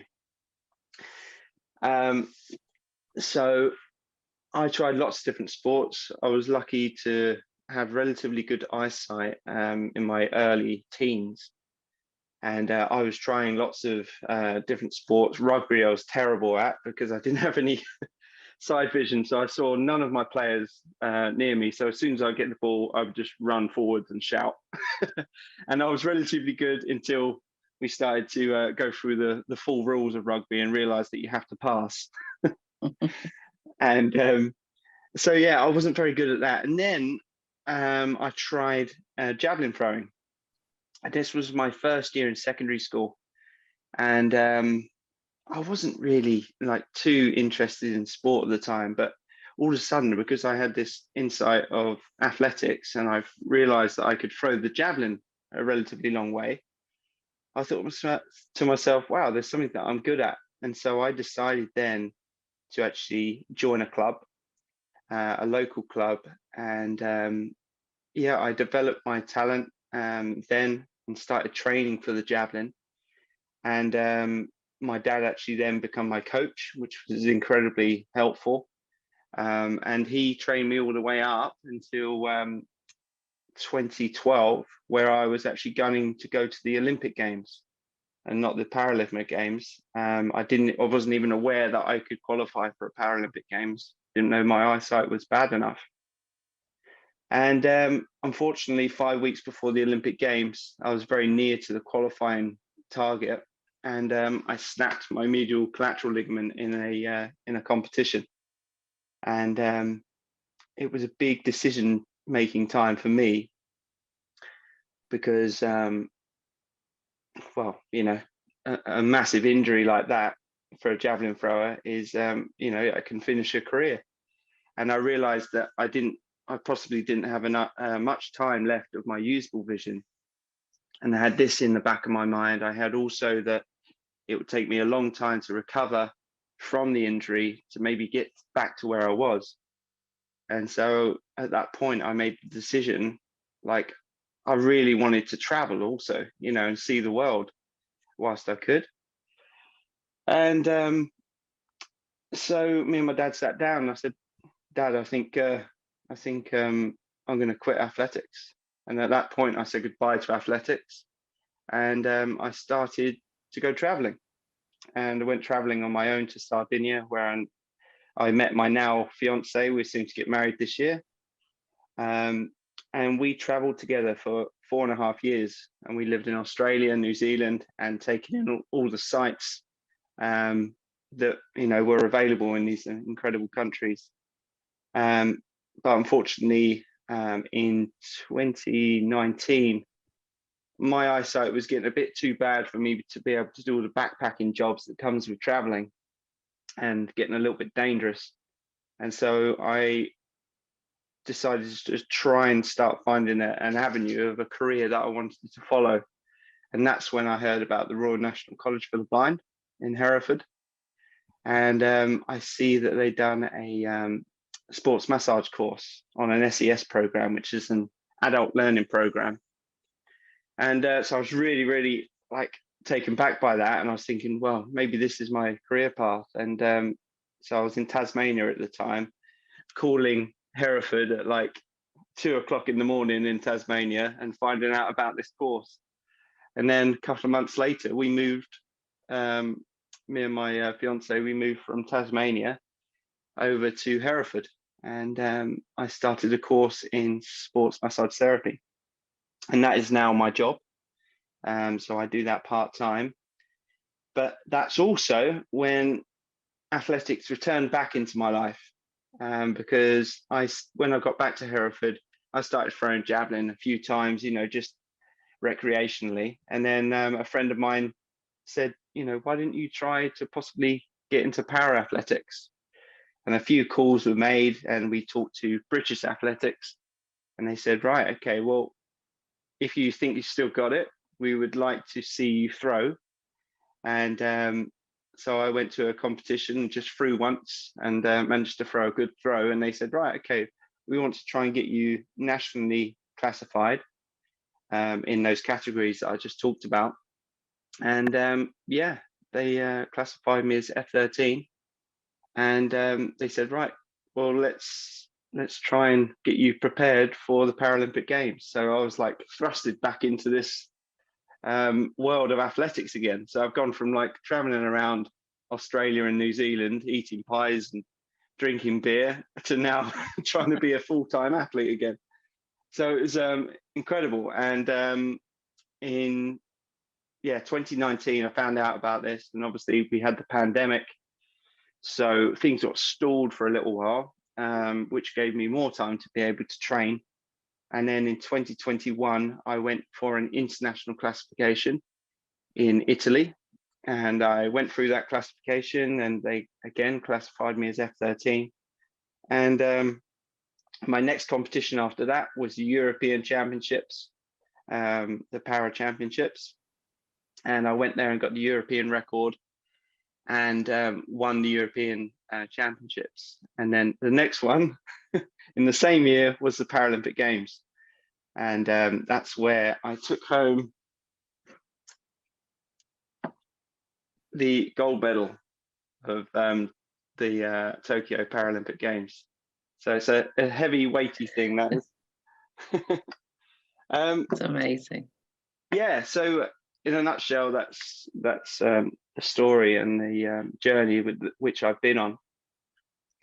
So yeah, just athletics has given me so much, you know, from when I started as an able-bodied athlete, you know, back when I was very young. It's given me confidence. It's given me the ability to travel around the world, as Nathan was saying. You know, it takes you to some incredible places if you decide you want to get into sport and train hard, and you get up to those levels, then you get to travel some incredible places. And I wouldn't have probably seen as much as I've done if it wasn't for athletics. So yeah, sport's great. Do you have any spare time now? What do you do with your, is it mostly training? Do you Yeah, so I'm funded by UK Sports, so that takes care of a lot of my financial needs. But also I do sports massage therapy. But I train 6 days a week, 2 sessions a day mainly. And yeah, so all my sights really are based on Paris next year and the World Championships this year. brilliant? There's That a question medal. Sorry, Jane, there's a question in the chat room for Dan. Any good VI throw coaches down the southeast of England? My daughter does javelin, shot, put and discus. She does get coaching locally at the athletics club, but they don't have experience with VI, and she also has balance issues and is deaf and has Usher syndrome. She loves her athletics. I'm not I don't know of anybody down in the southeast. I know of Bronwyn Carter. She's very good. She's worked with a few disabled athletes, and she's very accommodating. So you know, that might be a person to get in contact with over Facebook or Instagram and contact her directly. Alternatively, you can contact British Athletics and then try and find somebody through British Athletics who can accommodate.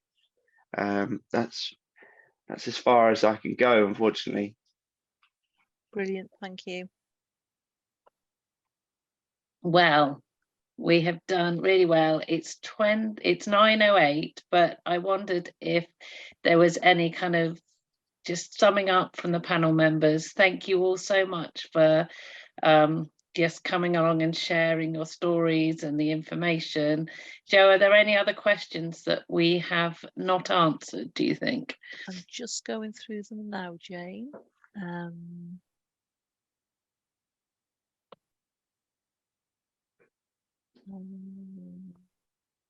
People have been sharing lots of good information. Yeah, they have. Okay, there's one here. I've been a secondary school PE teacher for many years and have a blind. I think I've done this one. I've got Yes, you've done that, and then people I've have done that answered. one.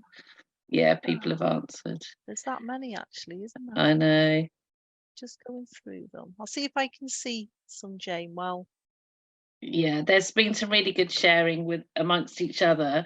I know as well there are some people on the call whose children take part in sport competitively, may not be athletic, so please also feel free to share any of your tips or thoughts about encouraging our children and young people to take part in sport. My daughter really enjoyed it at primary school, but she was the only visually impaired and deaf child in the school, and I worked with the school to make sure that their sports days were really inclusive. They just didn't become competitive, and that's what worked for her. And then as she got older, and she then kind of learned what was going to happen by supporting the children young in the school who were younger. So she would go and support and help out while they did their sports day. So she knew exactly where all the stations would be and what were expected. And then when she came to do it, she was much more prepared. So there are things that can be done that really help. And I think just finding clubs and things that your children really can enjoy. And I think Frankie was right. I think it's often the right attitude. It's the right kind of person who's got the skills and the knowledge. I mean, Warren, your days, your inclusive kind of fun sessions just sound so good. And did you have any experience before you kind of put those on, or was it just kind of wanting to make them inclusive? So it's a new initiative from Global UK to provide funding to clubs to hold events like these, and we've got the experience of running sessions. The club's been running for over 10 years. We've got a lot of experience within the club of catering global training sessions to a variety of different audiences. I've also done global in schools, in pan disability settings. I've done it to a wide range of different people. So we've got a good level of experience within the club. And having gone to global UK tournaments, we were able to see how it's how tournaments run. So I think as a global club, I think we were quite well equipped to be able to run the session, and it went as well as we were hoping. Actually, I think we were really pleased with how it went. Yeah. Brilliant, thank you. Now I've had a message from Gwen-Anne, and Catherine is here. Are you happy to say hello to us, Catherine? Hello. Hi. Are you able to share with us some of your frustrations that you've had kind of in PE? Because that was one thing we've missed, I think, on this session, which has been really good to hear direct from a young person who's had some barriers. And then also what goalball means to you, because I know it's amazing and you're very good. So my school's really sporty. So there's a lot of clubs that are just, after school, lunchtime, they're all mainly sport, but things like rugby, football, badminton, and they're all not accessible at all. With my lessons, we have one lesson in the sports hall and one lesson in the gym. And the things in the gym are quite okay because it's all, using quite simple equipment and things like that. But in the sports hall, it's normally playing a sport that just doesn't really work. And I've talked to them about it my dog. I talked to them about it quite a lot. But they haven't really done a lot to change it. I have played rounders, and they changed it from using a small ball to like a football, so it would help with that. You quite enjoyed that, didn't you? Yeah, it was good that they actually thought of changing it, but I think because it's so sporty and they've got these sports there, it's hard for them to think and to change it for all of the other pupils because I'm the only PI. So I think they bought a big shuttlecock as well, didn't they, for badminton to try out, but it was just not really usable. Do you remember? They're just like really heavy, and there's different equipment, but it doesn't really work the same as. So they have tried little things, haven't they, over the years? But and we have had Global UK in once to do a session, but of course with school and Global it's a lot different than regular sessions because it's tried to fit in less than an hour and with a class of 25 that are all sighted and messing around. A bit manic, but it was nice to tell them about it and things like that.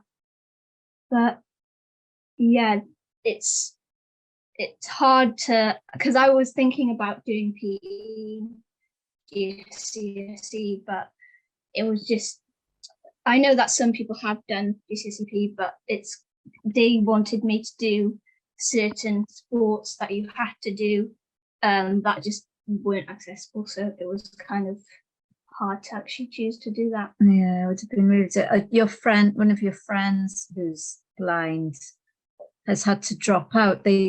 She's started doing sports GCSE, didn't she? Yeah. And they've come to a point now where they've found that they just can't support her with it, and she's had to drop it, which I was really sort of shocked that they couldn't, if they'd sort of agreed for her to do it in the first place, that halfway through they're saying, no, it's not going to work. Yeah, because you can choose a certain sport to do a part of your GCSE on, so obviously I would choose goalball, and I think the time of me training can add on to the GCSE, but there's all like the theory part is fine, but the actual playing and the lessons with doing these other sports like football and rugby, it doesn't really work. So I would have to do it with all the other students. Yeah, that's really, that's the sad thing about mainstream, sports really, isn't it? Have you brought your medals? Because I know you're very good. All But you should. Have you brought them into school, Catherine? I always you should make sure that I tag the school in when I tweet about it. So and they normally tweet it and put it in the school blog and stuff. So and Catherine, Dan, who's on the call, who's a gold-winning Paralympian, he's actually in Hereford and doing kind of sports marshals as well as all his training. So you're thinking about going up to RNC, aren't you? I've just come back from Hereford about a few hours ago. So yeah, you went for an assessment there, didn't you?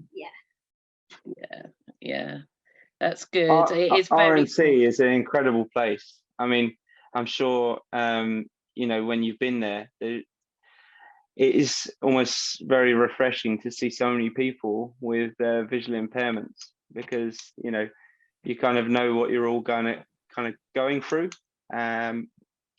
When I went to the RNC and studied there, it was the first time that I'd seen another person with RP and at the same stage as what my RP was.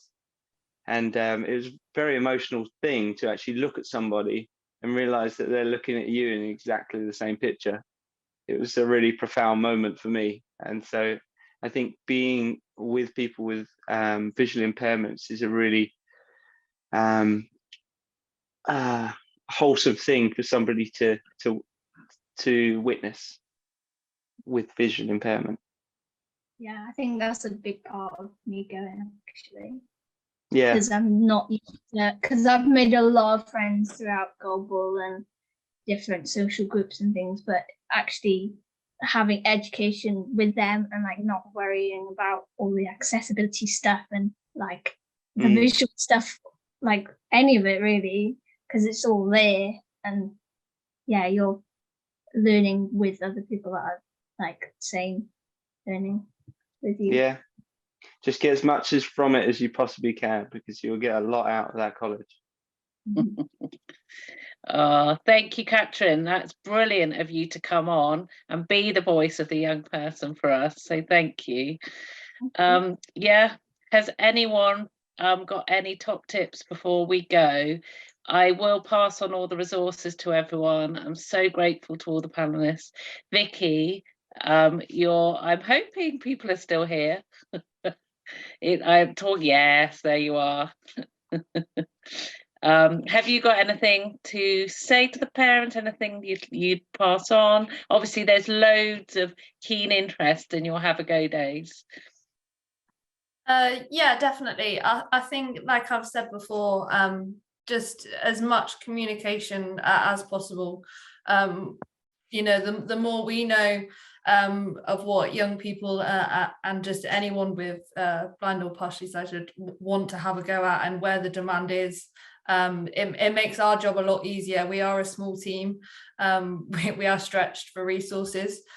So we try and broaden that out as much as possible. So yeah, as much communication as possible and helps us. I've just seen, I think there's a little question about suitable equipment in that list of resources that we've given. Frankie's put together some kind of great places you can get some equipment from. So there is some links on there. If you yourself want to get something for home that you can, start practicing things with, there are links on there as well. Thank you. Another message in the chat box, Jane. RNIC Hereford and NCW Worcester also have fun days where you can try VI sports. Yeah, and actually New College's and NCW's day, I think just it's a family kind of fun day, is on the next bank holiday, next Monday. But yeah, both it's worth looking out for both. And I think somebody also put in the British Blind Sport have your kind of thing for young children. That was Dawn, I think. Yeah, the First Steps program. Are you still running that? We have still got the provision for First Steps. We don't have the First Steps officer at the moment, but all the resources and things like that are still there, and the different packs and things can be still sent out to families. It includes sort of what we call a jangles ball. So there's an audible ball in there, and there's also some like text resources and sort of sensory resources where children and their parents or carers can follow activities along and do different things that are suitable for children with sight loss. It's kind of aimed at sort of under 9, so it is for the little ones. But yeah, that resource is still there again. The information's on our website. Brilliant, thank you, because we've got a great mixture tonight of parents whose children are across the ages, so that's really helpful. Thank you very much, Warren, with all your brilliant inclusive activities. And have you got any final words you'd like to say to the parents? Well, thanks very much for being here this evening, I guess. And I guess there are a lot of places to look for different opportunities in your local area. So the British Blind Sport Activity Finder database that's been mentioned, but also I'd recommend looking into your local active partnership. So across the English counties, each county has an active partnership, and most of them have a disability officer who will be overseeing disability sport in that county, and will be mapping the disability sport in that area. I'd highly recommend getting in touch with them to see what opportunities might be available, and also just going along and having a look at clubs and sessions before committing to them. As I was saying earlier, you know, before you commit any money to something, go along and have a look. I'm sure clubs will be more than happy just for you to see how it's running and see what it's all about. Brilliant, thank you. Nathan. Yeah, to reiterate what Warren said about active partnerships, I'm an ambassador for my local active partnership, and they do so much to help. They engage with clubs on your behalf as well, so they can help out. I think it's important, get involved and enjoy the sport with your child if you get the opportunity to, and just ask questions. I find going into sports clubs and saying, how can we make this accessible for me or for someone else, makes a big difference. Brilliant, thank you. Gwenan and Catherine, any other wise words from you? You've shared a lot. What do you think, Kat? You got any tips for other kids who want to get into sport or who are having difficulties? I think just try those different ones. Like, I think especially when I go to RNC now, I'm gonna try loads because they're all accessible.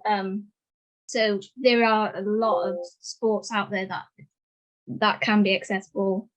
You just have to find the right places to try them out, and yeah, you'll probably find something that you like, definitely. Yeah, and I think sometimes as a parent you have to be a little bit pushy, get them out of their comfort zone a little bit, because I know some of the things you've tried when you were a lot younger, you were not sure, were you? But I was like, no, go on, have a choice, fine. Thank you both so much. And last but not least, Dan, have you got any other reflections? Well, I think as everyone's saying, just, you know, try and push yourself out of your comfort zone. You know, that's parents and for your child. I think the best thing is to not wrap them up in cotton wool. Just let them, you know, find their own personalities and, you know, give them space to enjoy sport, be very patient. And I think they'll find their way. Just try and introduce them into lots of different sports. And, you know, it's brilliant that you're here this evening to try and find those gateways, but also bridging the gap, you know, try and make it happen yourself. So if there isn't a team, you know, get in contact with British Blind Sport, try and find these activity finders, and you know, go into your local leisure centres or clubs and try and establish a team, or, you know, get training going for the sport in which your child takes a passion in. And I think the taster sessions are an incredible thing. I wish I'd have had them when I was younger, and you know, and searched all different avenues in which I could go down.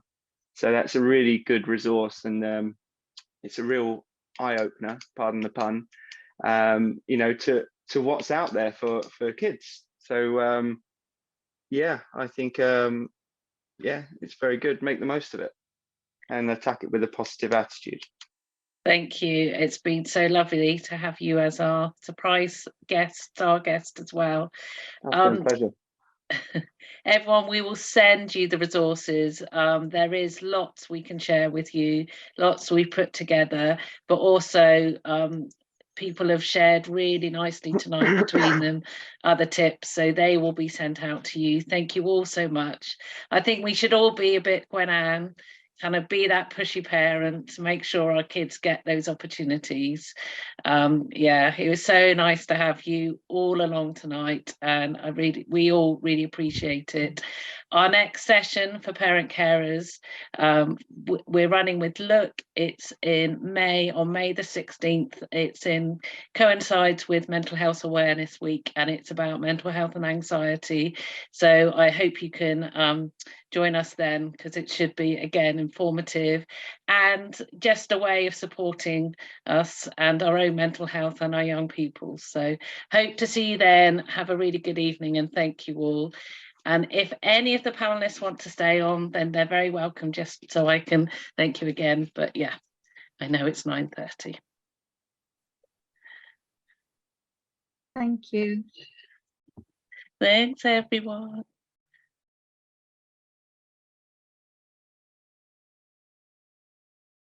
Thanks, Jen. Thanks very much. That was brilliant. Thank you. Thank you. There was lots of messages in the chat at the end, which always happens, saying amazing, thank you, thanks all. Yeah, so really, really positive. So really appreciate it. Hopefully a lot of those parents got lots out of it. We can't always solve everything, but kind of showing what's out there and showing that there is a way. I think I'll also share the senses kind of access and disability kind of sports as well. I think that might be helpful for some of the parents who've got children with more complex disabilities. Right, I shall rest my voice now. Sorry. I put the link in the chat, but I don't know if you'd have access to that now. For the IPSA World Games, because it's a ticketed event. There'll be tickets available soon. People might want to go and watch, world-class athletes. That's a Paralympic qualification event for goalball, judo, and football as well. So there are going to be other sports beyond that, but those tournaments will be qualification for the Paras in Paris in 2024 I think we should have a Look party. High stakes. High stakes. Yeah, that's good stuff. It would be really good. Yeah. And Gwennon, when you were talking about the South Wales Club, it was just it just sounded so good. It was just there was nothing. You have to come and visit. Yeah. Because we're going to have we've arranged a little friendly with New College. We're going to come down. So we'll have to arrange it with you guys. I'll teach us all Welsh, so we can all come. Bye, Vicky. Thank you. Can I just ask about goalball? I've never actually tried it. When I was at RNC, I was always thinking about giving it a go, but I was at that point in my road to Tokyo, and I was thinking, how many injuries do you guys get? Because I've played for a long time and I haven't had anything. I've knocked my front tooth out on the goal, but I wasn't even playing. I wasn't even playing. It was just walking around. It was just a clumsy thing, wasn't it? Yeah. I've broken my little finger a couple of times. What about you, Warren? Yeah, I've traveling the worst stories I've got. I've not really got many bad ones actually. The first time I played it beyond novice level was a game against the German men's youth team. So it was like these 17, 18-year-old guys, and I threw myself into a ball as I normally would playing at novice level in the UK, and it just whacked me in the face. I didn't get down fast enough because it was far faster than I'd ever played before, and I was like, Jesus, I shook myself down, went to play on. And then before I knew it, I was bleeding out my nose, Yeah, we've had I had a white top on. It wasn't white for long. It was right. Goodness me. but after Paris, then I might come down to the college, because I think I need to give that a go. It sounds really good fun, and also the fact that it's actually non-VI people can do it as well. Which makes it so inclusive. Such a great sport. So I'm going to give it a go, I think. Aaron, and you in RNC. Aaron Ford. Sorry, say that again. Do you know Aaron Ford at RNC? Aaron. So Aaron, he's the head of the sports department, isn't he? Yeah. So he's the coach. So he's got RP the same as me. All right. So he was the guy that was looking back at me with the same vision Oh, that okay. I was talking about earlier. So yeah, he was the guy that gave me that moment. Ah. Well, Yeah.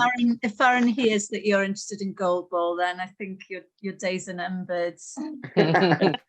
Oh, After Paris, especially as a javelin thrower, you've got a throwing arm already. You just need to work in a different direction, and it'll be fine. Yeah, you guys throw underarm, right? yeah, it's slightly different, but yeah, we can Yeah. you know, minor difference. Okay. So. Right, we'll see. Brilliant. Thank you. Vicky, if you think of anything else we can do, I mean, we've got quite a big network. So if you want more information from families of what they're looking for, and, you know, we can keep you in touch. Yeah, definitely. Just like I said, anything, especially my role, like not the whole country, for me. So yeah, the more information I get, the more I can, you know, bounce off and make things happen. And I suppose just obviously the panel guys that are here, yeah, get in contact, try and grab my email, and just so that initial contact is there, so that if I have a go day in your area or whatever, I can. Vicky, you know, we bounce off coaches, so like obviously we don't deliver ourselves, so we need the delivery in the area. So, well, are you happy for me to share I should have asked. I can share each other's emails, because I was just, yes, please. Yeah, I was just doing GDPR, but probably didn't need to. So are you happy for that, Dan, as well? Yeah, that's fine. Brilliant. And if you could share my work one as well, because that would probably be relevant with the Cambridge have a go day, because you know, I can be there in a work capacity, but also, you know, coach local goalball coach for the local team. So in Cambridge we've got tandem cycling, judo, VI tennis, you know, tandem cycling. Yeah, we've got tons of sports. So as soon as I heard you say we've got Cambridge, there's tons of pathways people can go into, basically. yeah, perfect. I think the three you've just mentioned are the three I have written down, so good. Yeah, brilliant. Well, thank Vicky, you all. if you oh, sorry, just No, one don't last worry. thing. Carry on. Okay. Vicky, have you ever had any have a go days for like VI surfing? So yeah, we had a surf day actually in Devon last year. And yeah, it's definitely those kind of niche sports are definitely things we try and do. Like I said, this year we've got I've grabbed the water skiing. So, and yeah, I mean, I can forward on the information of that particular kind of surf school, and they've been very good in signposting to various places up and down the country as well that make surfing accessible. Yeah, so yeah, no, it's definitely something we've done, and something, yeah, the more different variety of sports we can get, the better, and those kind of things go down really well in terms of like a specific sport. But like we said, it's kind of, we don't want to give someone a sweet and then they're never able to have it again. That's almost a little bit more cruel, I think. So as long as we've got the resources to signpost it, and there's opportunities there to continue, then absolutely we'll continue to do that. Okay, Brilliant. And the last question I was going to ask you all is, how have you thought of some top tips that you can pass on to parents? So kind of as a closing bit, we can Dan can summarize, and then we can go around and share top tips. Is that okay? Yeah, sure. Gwenan, have you thought of something, or a few? Well, the main thing with me was like, if you want something done, do it yourself. So with you know, getting goalball opportunities for my daughter, I joined the committee, became, you know, someone who actually organized the sessions myself, so to make sure that they were happening. So I appreciate not all people will be able to do that with time and all those sorts of restrictions, but yeah, that's what I got stuck in to make sure that those opportunities were happening. Brilliant. Yeah, no, it is important. Warren, have you got lots? I'd agree with that, really. You know, I'd say that there are, you know, like when I was saying, not everyone has time, but there are opportunities and there are clubs out there. So I'm sure Frankie and Vicky will touch on this, but using the BBS, British Blind Sport Activity Finder database would be a good place to start.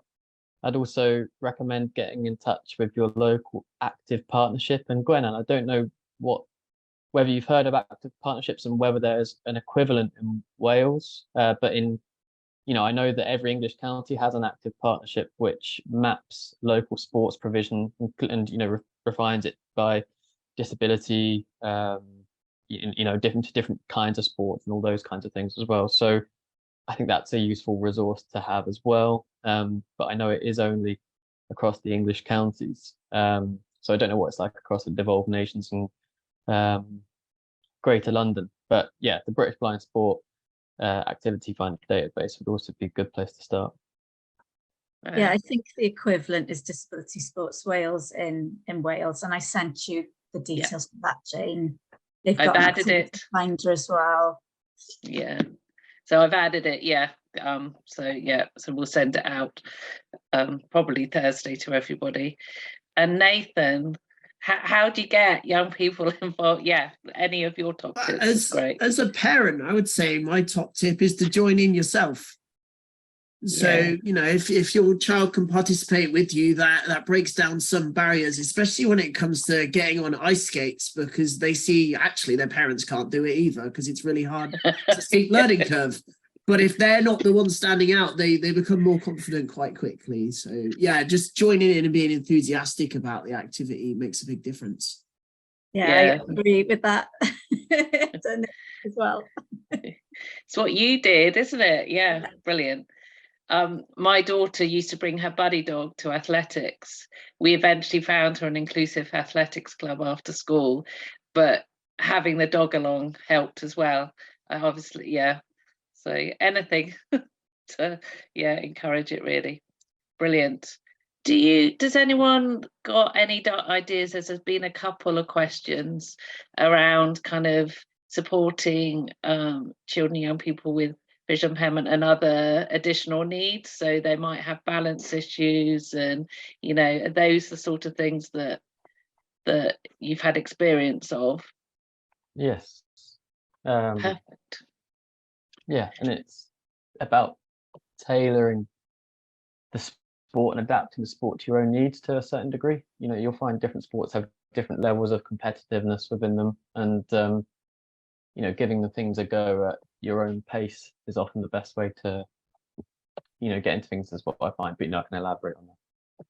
Brilliant. And I know actually Sense have got quite a lot of things available now for children with complex needs, because they've had a lot of input, I think, from Sport England and in the area of the arts as well, to get more people participating. Thank you all so much. It's been an absolute pleasure. Really inspiring evening. Have a good night.